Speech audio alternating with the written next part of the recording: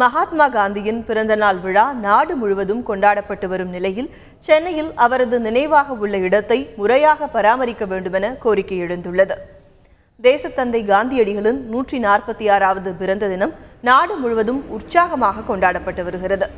இந்திய விடுதலைக்கு பாடுபட்ட மகாத்மாவின் பாதம் பட்ட இடங்கள் நாட்டில் பல உண்டு. அந்த வகையில் சென்னையிலும் ஒரு சிறப்புமிக்க இடம் உள்ளது. 1919ஆம் ஆண்டு மார்ச் மாதம் 18ஆம் தேதி சென்னை கோபாலபுரத்தில் இருந்த திலகர் பவனம் என்ற இல்லத்தில் மகாத்மா காந்தியடிகள் தங்கியிருந்தார். அன்றைய தினம்தான் ரவுலட் சட்டம் இயற்றப்பட்டது. இந்த சட்டத்தை எதிர்த்து ஒத்துழையாமை இயக்கத்தை காந்தியடிகள் ஆரம்பித்த இடமும் இதுவாகும். இதேபோல் காந்தியை ராஜாஜி முதல் முறையாக சந்தித்து பேசிய இடமும் இந்த திலகர் பவனம்தான். இந்த வரலாற்று நிகழ்வுகளை குறிக்கும் கல்வெட்டுகள் இன்றும் இங்கு அமைந்துள்ளன. மகாத்மா காந்தியின் நினைவாக விளங்கும் இந்த இடத்தை பொதுமக்கள் அறிந்து கொள்ளும் வகையில் முறையாக பராமரிக்க வேண்டுமென சமூக ஆர்வலர்கள் கோரிக்கை விடுத்துள்ளனர்.